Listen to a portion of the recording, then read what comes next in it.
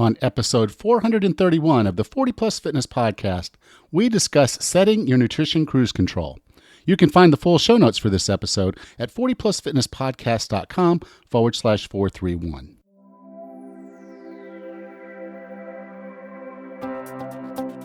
Have you decided you're ready to make a change? To reclaim your health and fitness? The 40 Plus Fitness Podcast is here for you. I'm your host, Alan Meisner. I'm an NSAM certified personal trainer with a specialization in corrective exercise and fitness nutrition. Let me be your coach as you find your way on your health and fitness journey. All right, let's go. Hello, and thank you for being a part of 40 Plus Fitness Podcast. I'm really glad that you're here. We're going to have a really good short episode today, but I wanted to take a moment to remind you that if it's still April and you're listening to this, you have time to join us in the group online training at the legacy rate. Go to 40plusfitnesspodcast.com/health, and I've got all the information there. This is online personal training, which basically gives you the exercises, gives you the workouts, gives you nutrition counseling. Also, I'm there to help you stay on track. It's all in an app or online. It's all there available to you. The only thing I'm not doing that a personal trainer would do for you is counting reps. So if you're ready to get yourself in shape, if you're ready to get healthy, go to 40plusfitnesspodcast.com/health to learn how you can get the legacy rate for our online personal training, online group personal training with 40 Plus Fitness. So today's episode is called Setting Your Nutrition Cruise Control. And I chose this topic because cruise control very much aligns with the roadmap prospects of the way that I did in the wellness roadmap. And that book and that process is all about helping you get healthy and get fit and be happy with the lifestyle that you've set for yourself. And the easiest way to do that is when you can make things automatic, like setting your cruise control. So as you might guess, setting a cruise control is very much like building habits.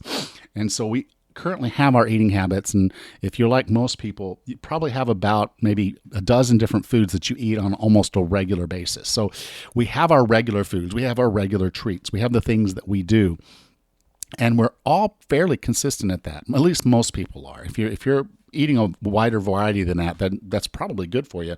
But in a general sense, most of us have those go-to foods that we have on a day in, day out basis. And a lot of times those are based on convenience. And so in setting the cruise control, we're going to do a few things to kind of break that down.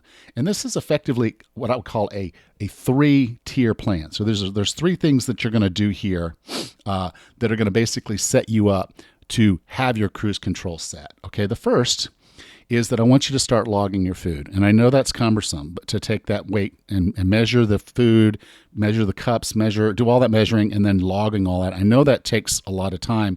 It's very difficult at times, but taking the time to do that over a week or two is going to give you a good idea of what your core foods are, how much you're eating. It's going to give you a lot of data on the macros that you're getting, on the calories that you're eating, and in some cases the micronutrients that you're getting or not getting. Okay, so based on that information, you now know what your core foods are, and you can choose then and stick to a lot of the core foods that you know are good for you, and then move away from some of those foods that are not so good for you. So that's kind of stage one, is to take some time. You don't have to make any drastic changes to your eating. You just start logging it. And that does include measuring the food. So you're going to have to measure volume or weight. It does include writing it all down or putting it into an app like MyFitnessPal and giving you that record. So now you have the data, what your core eating is like over the course of that 2 weeks. Okay? The next thing you're going to want to do is come up with a plan. So this is stage 2 of this. We set a plan. And in that plan, the best way, and what I found the most effective way of getting things that you need done and making sure that you're ready to move forward with your eating in a cruise control fashion, is to make it as convenient as possible by doing bulk cooking. And so what I will typically do when I want to do the batch cooking or the bulk cooking is I will cook like 3 or 4 meals on a Sunday. And I'll cook enough that I have basically, I would say, 4 meals of each of those 4 meals. So that's 16 meals that I'm basically preparing at one time. And so I'm using the slow cooker. You might want to use a Instapot, that can help get things done a lot quicker. I use the grill. And then sometimes I'm making a sauce or doing some things on the stovetop. And so it's a pretty active day. It's a pretty busy. Get a lot of food cooked. Put it in serving containers, and then I put the bulk of those in my freezer. And then I'll put like the next 3 days worth of food in my refrigerator, and I'm good to go. At that point now, I have my entire week pretty much planned out. And if every Sunday I prepare different types of foods, over time, I'm going to have a pretty good variety of different types of foods ready to go, frozen, and boom, there you go. It's very convenient, and it really saves you a lot of time because you're doing all that cooking at one time, all at the same time. So it really is effective and time effective if you're going to crunch. And one of the other advantages I've found of bulk cooking is I don't have to go to the grocery store as often, because I used to have to go to the grocery store about every third day just to make sure I had fresh produce in the house.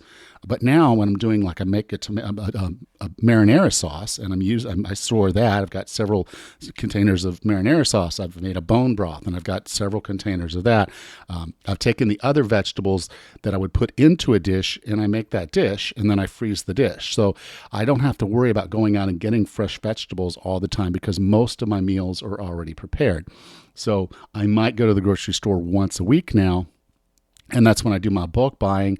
I also buy some produce, and I'm good to go. Okay, so bulk cooking is kind of the second stage of this. It's very, very important because doing that really does allow you to be on cruise control. It's what's convenient. It's what's there. Okay, and then the third stage of this is where you now go into your pantry and your freezer and refrigerator, and you start looking for those foods that are not helping you reach your goal. If your goal is weight loss and you've got a tub of ice cream in your freezer, you know that tub of ice cream is not going to help you. Now, you may still want to enjoy it, and you looked at your logging, and you say, okay, well, that's only adding X number of calories, X grams of fat, X grams of sugar, and you're okay with that, then cool, that works into your plan. But if you're the kind of person like me who might go in there and eat the whole tub at one sitting, that's not going to fit your plan. So going in and taking the time to understand those foods that weren't serving you and getting them out of your house now is a good time to do this. So you've done the bulk shopping, you've got some good foods for you, you're not be worried about being hungry. Toss out those other foods. Donate them to a shelter, something. You don't need them in your house. So taking the time to clear out your pantry, and then when you do your shopping, just stick to your list and stay on plan. So from the cruise control perspective, we log so we know what our existence is, our speed, our current speed. We know what we're doing. Then we go through and we make a plan and we start batch cooking. So we're putting those foods into circulation that we want to eat. And then we're taking the third stage and we're getting rid of the foods that we no longer want to eat. So the bag of chips, the popcorn, the M&Ms, whatever you have in your pantry that you know is your go-to for stress or something that's going to take you off of plan, you need to get rid of that stuff. So if you'll take those three stages, you've set a really good cruise control.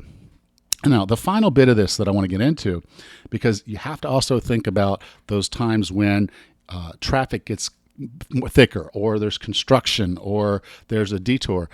You're obviously not going to be able to leave your cruise control on and just flow through it. It just doesn't work like that. So when there's time that, maybe the family's planning a dinner out, or it's the holidays are coming up and you're going to be going to a family meal, or potluck if we're ever going to do those again.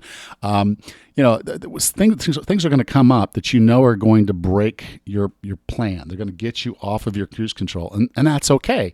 But you want to start setting rules for yourself, and you want to start thinking through each of those types of detours before it's time to go. So if we're talking about a dinner out, doing a little bit of research on their menu, knowing that, okay, if I go this route that I would normally have gone, then this is what that's going to mean. And if I look at their menu online and see I could eat this other thing, like maybe instead of eating the casserole dish with all the cheese and the fat and the sugar, all this stuff that I would normally eat in a meal, I opt to go for the chicken and a salad and maybe some broccoli. Or I say, okay, I'm going to go and I'm going to do the fish. It's a baked fish, Yeah, there'll be a little bit of rice, but that's okay. I'll eat half of it and let the rest go.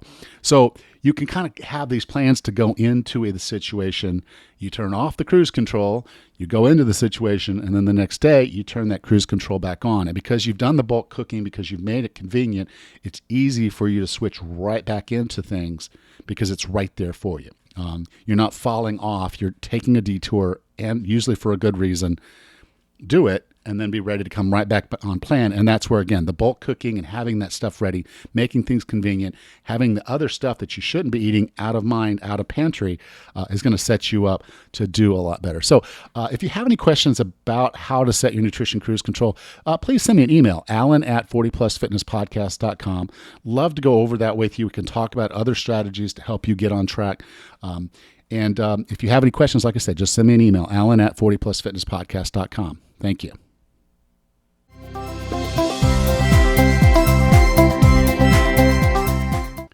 If you're ready to do something positive for your health and fitness, go to 40plusfitnesspodcast.com/health and get in on the legacy rate for 40 Plus Fitness group online training.